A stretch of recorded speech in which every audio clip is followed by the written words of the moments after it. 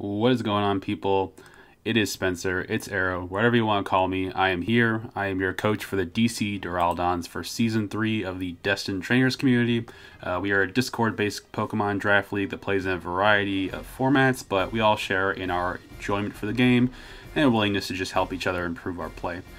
So if you're not familiar with the Draft League, the gist is that it's a format that takes every available Pokemon and puts into point value designated tiers, and has you have 6 free slots and 5 paid ones. So you have to kind of decide how to build your team in those 11 rounds. So it's very much like any sort of professional sports draft you may have watched, where you're looking for what Pokemon will bring the most value to your team and fill the role you need for it. So there's plenty of detail we can go into, but I actually highly recommend watching my friend Bailey's video on his channel if you want to learn more, so I'll be sure to link to that. But beyond that, just anything to know about this league is that it is a Ubers format, so there are certain Ubers that are allowed. They're drafted in S and S plus tiers, so everyone's guaranteed at least one S plus mon, so it all kind of comes down to how to really get the most value out of these very powerful sort of meta breaking of Ubers. So I haven't had a lot of experience with Ubers. I did try to do some research prior to this to get a feel for what was strong in the Ubers meta and the Anything Goes meta, so based on my experience off that, some research that I did there, and kind of decided what was a strong Uber to start with and try to build out my core from there to support it. So starting off with Arceus Ghost, I thought Arceus Ghost really fit a nice supporting role and offensive role kind of all wrapped into one. It's got base 120 stats across the board. Ghost is a very good defensive type in that it can check fighting, it's a spin blocker, and that's an excellent offensive type as well. Really having access to moves that are really only resisted by normal types, and then, or immune to normal types, I should say, and then Dark as well, resist Ghost. So really building around that should be quite easy when I build the team from here. But I knew that I wanted something that could kind of encompass all those roles at once. So obviously it has an offensive set, like the Swords Dance set is very good. You have access to Shadow Force, Extreme Speed, you can put Earthquake on there. It can definitely, just blow through things with that high base 120 attack. And then the other set I really like too is actually more of a supporting role. So Arceus Ghost can have access to a lot of status moves like Will-O-Wisp, Toxic, and Recover. And it's also got Judgment as well. So it's just kind of a solid stab base 100 move that you can fire off. And so Arceus can fill that role too if I want more wall breakers beyond Arceus. So I thought that was a good fit for the team and kind of a strong start. And it's very easy to build around Arceus, so I wasn't too concerned on what I do from here. So beyond that, the next Pokemon I really wanted was something bulky that could take on a lot of those fighting types, those ghost types, which I would build on later, which was Mega Slowbro. Mega Slowbro is actually, I'm pretty familiar with Slowbro overall. Used it a lot since Gen 5 when it first got Regenerator, so I'm pretty familiar with how to build it. It gets like a 70-point increase in defenses and 30-point in special attack, so has really good stats. So it can be both an offensive Trick Room Mon and also like a supporting Mon. So we'll actually watch some replay clips here and we'll kind of show you how that works. So in this matchup, I think, yep. So they're going to actually go with their Bronzong Tricep dual screens for the Slowbro. And it works out pretty well. So actually the Entei on the Sacred Fire from Entei actually catches a burn on Slowbro, which is really good for it because from here it's able to Calm Mind. It is not worried about any other status. So you see the opponent has a Mungus on the team with Spore, so they're not going to be worried about being put to sleep. Grass Knot is barely doing anything. Even without the screens, it wouldn't have KO'd. So Slowbro, obviously, I was pretty safe to Calm Mind here and to set up. Shell Armor is the other big benefit of Mega Slowbro. So when it Megas, it gets that ability, so it cannot be critted. So it's really helpful for setting up, especially if you can get a couple boosts off. Almost nothing is breaking through with it. That's not a special attack, or a super effective attack, rather. So yeah, easily able to take down the team there with just very minimal support. And then this next matchup here is actually a different variant on how you can use Slowbro, which is more of that supporting role. So here, when they eventually go into Slowbro, they're setting up more of kind of a Trick Room support team for the rest of their Mons. So here they actually Trick Room and they teleport into Florges. So that's one other option you can do, is do the slow pivot. And one of the benefits of this as well is that Slowbro, before it Megas, has access to Regenerator, so every time it's going to be teleporting, or switching out, it's going to be getting back a little HP. So very feasibly, you could run more of a supporting set where you have like Trick Room, Teleport, Surf, Psychic, and leave all the recovery to your teammates. So you can see here, they use a combination of Leech Seed and Wish from their 2 Pokemon, and Slowbro is basically just able to slowly whittle down the rest of this team. So that's definitely one way you can use Slowbro, is just kind of the bulky support Mon. So using Trick Room for the rest of the team, you can also pack Thunder Wave on there to slow Mons down. Very useful in that regard. So I knew that Slowbro kind of had that all-in-one defensive / slow offensive presence in the team. Something else I really wanted was a Pokemon that could be more of a physical check against Dark types particularly. So I was actually looking at Weezing, Galarian Weezing in this case, which has a really surprising amount of resistances when you combine with his abilities. So it's got resistance to Dark, it's got quad resistance to Fighting, can also be immune to Ground with Levitate, of course. Excellent defenses at base 120, 65 HP is okay, 70 special defense is usable, so you can definitely do a lot with that. And then it just has a huge range of support moves. So it has like Aromatherapy, Haze, Taunt, Defog. It can be that Cleric, or it could be that Defogger if need be. But we're actually going to see it more in a supporting role here with one of its other really good moves, which is Toxic Spikes. So here it's able to kind of abuse the passiveness of Ferrothorn and even get a Flamethrower off of it, which was a crit, but didn't matter too much. So it'll actually be able to get up 2 layers of Toxic Spikes from here. Doesn't care about the Toxic. Also has Will-O-Wisp support, which can be really valuable for your team. And then beyond that, it just really helps with forming a good core around Weezing. So you can see Pokemon synergize with Weezing on a team was like Incineroar, so it was able to wear down the opponent gradually. And here's another way you can use it as well, is using the fast pivot version. So Savali pivots into Weezing, and then Weezing from there is just able to get off an easy Will-O-Wisp on a team that's literally all physical attackers. So there, the opponent is forced to bulk up or do some kind of set move, but obviously Weezing is going to be able to take that now that the opponent is burned. Barely, clears it to a KO. And the special attack drop probably mattered a little bit just because of the damage it would have cleared for taking out Lucario. But that's just another way it can support the team, is just essentially giving status in some way to your opponent, whether it's Toxic Spike layers or whether it's Will-O-Wisp, Will-O-Wisp being their key attacker. That's going to really support the rest of the team and being able to take hits if they're not quite as physically bulky as Galarian Weezing is. So I really like it for that reason. Just a huge variety of coverage options, bulk that's really usable. You can even run a specially defensive one if need be, and it's got very good resistances as well. And yeah, just an all-around very solid pick, very versatile pick. So from there, I really wanted to look at a Pokemon that could check Dark types again, but check them more in the sense that we want to be catching a lot of knockoffs, because knockoffs could be a very common move in the meta. So Virizion I thought would be an excellent pick here. It's got the ability Justified, so it's going to be able to boost its attack by +1 every time it takes a dark move. It's a very good speed tier at 108, so not quite 110, but it is going to be able to outspeed a lot of Mons. It's really good as kind of a boosting Mon and a Z user, so it is one of my Z captains actually. So we're going to see some gameplay of how it works here. And this is actually against me. It was being used against me. So skipping ahead a couple turns, I've got my Hydreigon set up under a sub, and I'm able to take out their DTC with Flash Cannon, but then in comes the Virizion, and obviously I'm going to try to switch out to my Zapdos, which would be my normal check. However, he's running an SD plus a Z Rock set, so that's going to just clean take out the Zapdos and break the only check I really had to Virizion. So I tried to chip it with some Woodhammer damage here. I think that was Scarf Woodhammer, but not going to be any use, just going to be taken by close combat. And so later on, we'll see a lot of my other checks that wear down, like Piloswine with Ice Shard or Darmanitan.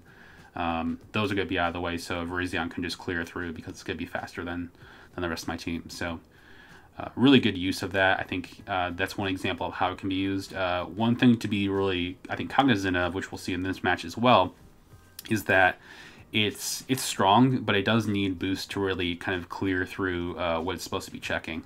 So here we're going to see it's going to get off a Swords Dance, and it's going to try to go for the Smart Strike, which it lands on a Ditto, which takes the attack boost. So obviously they're going to switch out here to not take that Scarfed +2 close combat. But But yeah, I think it just goes to show that Virizion is useful, and so we're going to be using it in particular roles to sweep. However, it doesn't have naturally high strong attack. Its attack is only base 90. So getting a Sword Stance off or getting that justified boost is going to be really key for making it as successful as I hope it'll be on my team. But otherwise, just a really solid Grass Mon, good ground resist. Zygarde is in the tier, so we can even run stuff like Hidden Power Ice on a special set to catch it. So I find it pretty useful in that regard, and yeah, definitely filled out the second part of the Firewire Grass core. That's always really important. So beyond that, we wanted to pick another Mon that could just be overall useful for the team on kind of a nice flying type and electric type, and I ended up going with Thundurus. And Thundurus is super useful. It has a huge amount of offensive and defensive utility. You can obviously run things like the Nasty Plot 3 attack set. You could run more of a kind of like a support Thunder Wave set with knockoffs and things like that. Even has a very respectable physical move pool as well, so you can be like a Defiant user. You can catch defogs and switch into them for getting that +2 attack. So we're going to see one instance of how Thundurus is used here, and this is more of this kind of Nasty Plot set that is very common. So definitely helps that it has the Aurora Veil behind it. Its defenses are decent. You can spec it to be somewhat defensive. It has 79 HP, 70 defense, and 80 special defense. So that's one way of going with it. But here it's just going to use the Nasty Plot plus good coverage it gets from moves like Dark Pulse. It also gets Sludge Wave, Flash Cannon, obviously hidden powers of what you need. It is a double dance set here though, so had there not been priority on the opposing team, I think it definitely would have been a clean sweep, given how fast Thundurus already is at base 111 speed. So keeping things like that in mind is really important. We're going to have the ability to not just outspeed base 110s, but be much faster than other Scarfer Mons. And this is just another example of a Thundurus set where it's going more offensive. This variety is definitely more of a specs variety because you saw the damage on that that Regirock was taking about 47% from a Volt Switch. So clearly specs.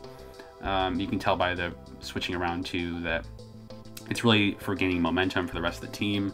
Has good type synergy as well, and really having some kind of hazards on the field, whether it's sticky webs or whether it's stealth rock, is really going to help Thundurus pressure in that way. Its special attack is quite good. It's 125, so really easily able to take out a lot of Mons here. So that's just a great way to use Thundurus. You can do the offensive route. We did not see any defensive sets, but it's certainly one way of running it, and hopefully one way I want to try to see if I can get some use out of it. So just a really solid versatile Mon. So looking over at our next member, I really wanted something that could check Psychic specifically, because there are some threatening Psychics, especially in the Uber tier. So I thought Alolan Muck would be a great fit for this team. Obviously a Psychic check has Pursuit, so it can trap a lot. Just could be really useful in that role. Really good special tank, so it can take some hits, it can hit back, which is exactly what I need for this team. So we'll look at some examples of how it's being used here. This is kind of like more the Assault Vest role that you'll see a lot. Actually has Brick Break to break out the Aurora Veil, so really clever use there. And yeah, really taking nothing from the opponent. And then later on, we'll see that even Freeze Dry isn't doing a whole lot here. Just able to chip it out with some knockoff damage. And yeah, Muck rather has huge special defense. It's like base 105, has base 105 HP. So with Assault Vest, it's going to be taking anything. You see here, even after +2 Fire Blast from Simisear, it's still living it. I'm not sure if that was a low roll or not, but huge bulk there. And again, the potential to KO, which is exactly what we need. And this is a more kind of interesting set. Unfortunately, they do catch a burn. However, this set is more of the utility variety, so it's taking advantage of the fact that Muck doesn't really have any particularly good recovery moves, so it actually has a Recycle plus an IAPA Berry to give it a huge HP gain back. Now the IAPA Berry was nerfed after Gen 7, so I believe it recovers only a third, I want to say. So we won't be able to use it quite to the same effect. However, it is definitely still an option if we need to. And of course, Muck also really benefits from having a good recovery Mon in the back, something with Wish support particularly. You can see here he's using the Power Up Punch set, which is really valuable when you have so much natural bulk. Nothing is really breaking through. Definitely Empoleon can't break through the Muck. So it's one way of taking advantage of it for sure. I definitely like using Muck in that way as kind of just a special tank and physical hitter. So Alolan Muck definitely rounds out the team that well. Really complements Arceus and Slowbro, and obviously Virizion as well if we need that Psychic check. Just an overall good special absorber. And yeah, looking at the team from here, I kind of was thinking that I needed something that would be a little bit faster, so I thought Cinderace would be a nice, excellent pivot. It's got really good, respectable attack at 116, excellent speed at 119. It's got that very spammable Pyro Ball, which I really like, and it also has access to its signature move, its Court Change, so it can switch hazards over to the opposing side. So if you have Stealth Rocks on your side, you can bring them over there.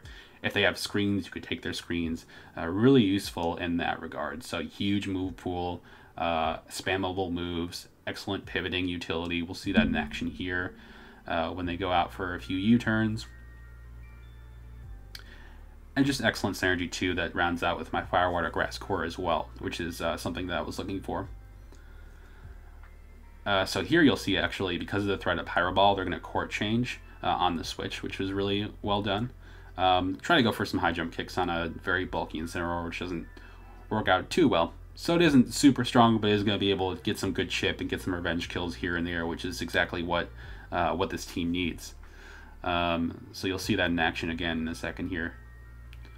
Through, yeah, when Kartana does, I think, a Max Darkness. And then generally, yeah, I think one of the other values of Cinderace is being able to run Heavy Duty Boots as well. So clearly revenging there. Heavy Duty Boots allows it to kind of pivot repeatedly in and out without taking any hazards damage. So obviously it is going to be Rocks weak, but without catching a knockoff, it's not really going to be worried about that. So having that ability to repeatedly come in and out is going to be really valuable. This is more of a different variation on it. It's actually kind of like a pseudo Incineroar set. So it has the Flame Charge plus the Bulk Up, which is boosting obviously its attack, defense, and speed, and then it's just able to spam Pyro Balls from here. The screens are obviously helping with taking the Earthquake damage, but really after +2 defense, you're gonna be taking quite a lot anyway. And the first impression miss here was unfortunate. It's just another way of doing that. You can have it be the pivot, or you can really surprise your opponents and run sweeping sets, which can really catch your opponents off guard and do a ton of damage to them. So got the Firewire Grass Core complete. Really excited about that. Kind of looking to see what else I could do. I really needed that Wish support role, which I wanted to flesh out about now. I was looking at Tier 5 actually, and I thought Audino would be an excellent fit for that. And Audino has really nice HP at base 103, so it's going to be passing large wishes. Has a huge supporting world pool. It's got knockoff, Thunder Wave, can even do dual screens. And it has Regenerator, which I think is really valuable. So it's going to be able to patch off wishes and doesn't necessarily need to give the wishes to itself because it can just switch out and get the HP back.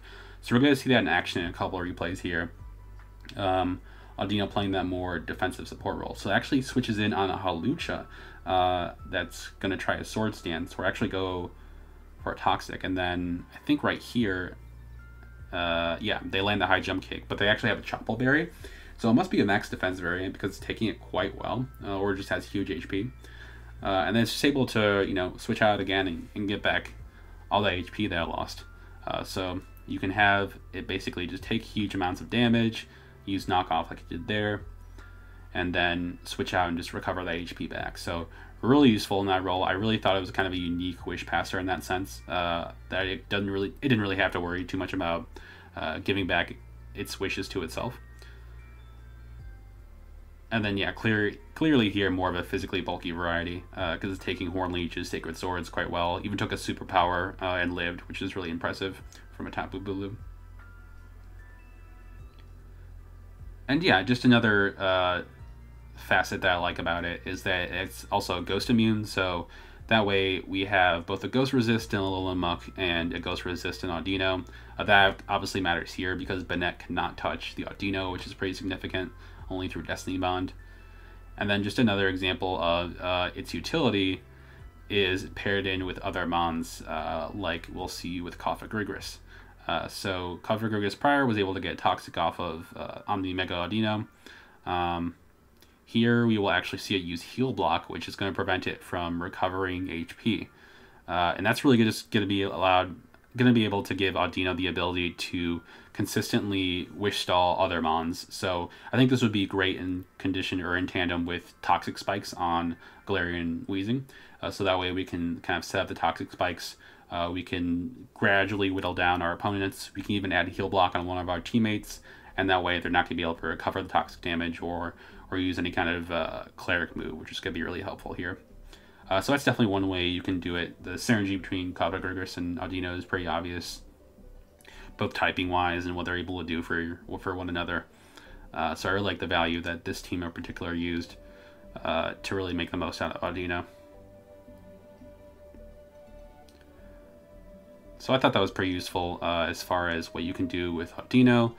And then beyond that, I really needed another Pokemon that could kind of successfully be my spinner. I haven't really invested in a spinner yet. So looking at the spinners available, I thought Cryogonal is pretty good in Tier 4. Has Rapid Spin. It's an ice type. It does levitate, and it is weak to rocks. However, with, again, the advent of heavy-duty boots, I think it's really valuable for preventing it to getting rocks chip. And that way we can just safely come in, we can spin, we can toxic or freeze dry whatever is trying to come in and block us, which I think is really valuable. And that has a massive special defense stat, 135, which is super useful for my team. I just need some kind of bulky special pivot. So we'll see that example here. This team is actually using, it doesn't seem to be a rapid spinning Cryogonal, but it is using a move called Frost Breath, which is base 60, but it's a guaranteed crit every time. So it's doing a huge amount of damage regardless. You can ignore stat boosts, of course, which is really valuable for some teams. And then just more utility you can get out of stuff with like knockoff on their Uniclus to get rid of its Assault Vest is very useful. Other moves I really like that it has is Aurora Veil. So if by some miracle you're able to get Hail and Aurora Veil on there, we can have that screen support for the rest of our team. Haze is good as well to get rid of stat boosts. Other moves as well, you can have access to Flash Cannon if you need to hit rock types. Solar Beam is a very strange one. You can run a Power Herb if you really need to get a surprise hit on something. So this is just a match I'll kind of power through really quickly. It's essentially kind of the same use for Cryogonal. Just having access to Ice-type moves can be incredibly valuable. So here we can see that he really doesn't have an Ice-type switch-in on the opposing team, so it's just able to safely freeze dry or frost breath the opposing mons, and it just has such high natural special defense that it's able to kind of safely get rid of anything that's specially oriented, as well as the 105 base speed. I think I didn't mention that, but it's very useful. That's why I was able to outspeed Nidoking. So having kind of those mid-range speed options I think were really valuable. And the last mon is actually Como, or second to last mon, I'm sorry. The second to last mon is Como. And that will really fill the role of both my dragon types, so I can complete my fairy dragon, although I guess I don't have a steel yet.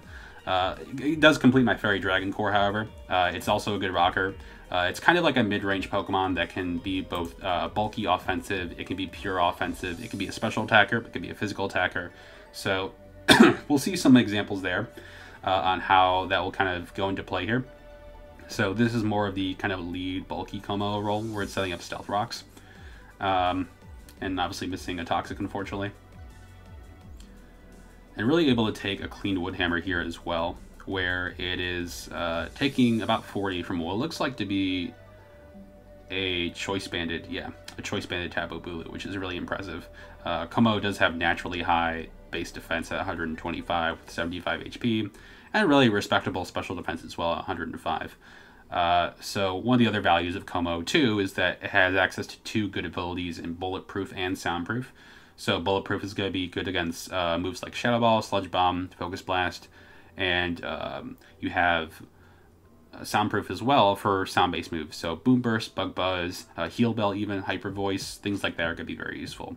So this Como here is more of a kind of a mixed utility role where it had Earthquake, Flamethrower, Toxic Stealth Rock. So you can really run a variety of moves. It has such good all-around kind of stats that you can spec it very specifically to KO, Heatron at Earthquake with 2 Earthquakes. So things like that are very important. And then even with the advent of the combination of Iron Defense and Body Press, you can almost have Como be kind of like a semi-sweeper where it's still very bulky and more of playing of a defensive support role. However, if you don't have anything for a highly defensive Como, then obviously you're going to have some problems like this opponent does here. So with body press plus iron defense, it's going to be doing a huge amount of damage, and then simultaneously not being able to break that sub is really significant for the opponent. They do arguably get a few very unfortunate misses here, but with this defense is so high, I don't think much else on the team would have been able to break it beyond, you know, the Inteleon and the Cursola. So really good use of the Como here.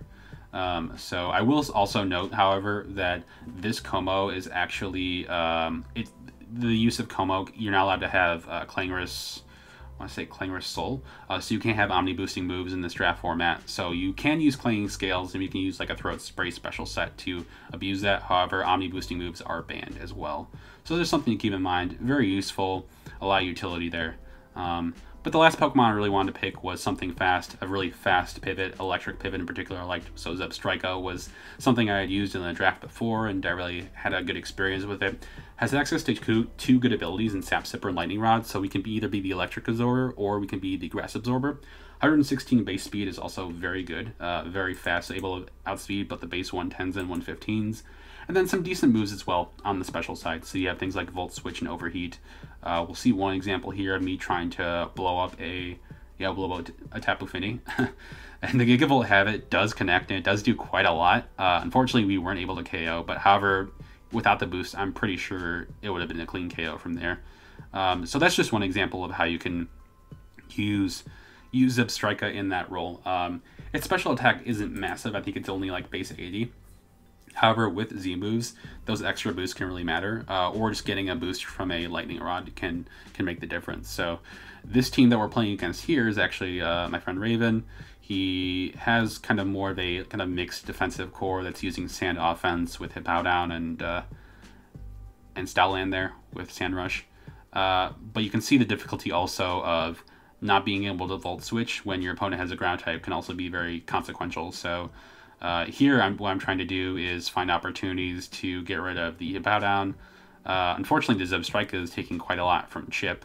So maybe just an example of how not to use Zebstrika, either in the presence of ground types or otherwise. But we are able to get off an Inferno Overdrive here and predict the Pursuit, which was nice.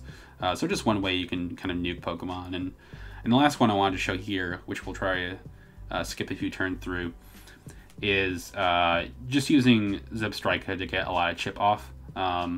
Zebstrika, while its special attack isn't high, you can do things like just spam Thunderbolts and Volt Switches if they are not respecting it enough. So you see that despite the fact that they have an Excadrill in the back, they really aren't switching it in too much.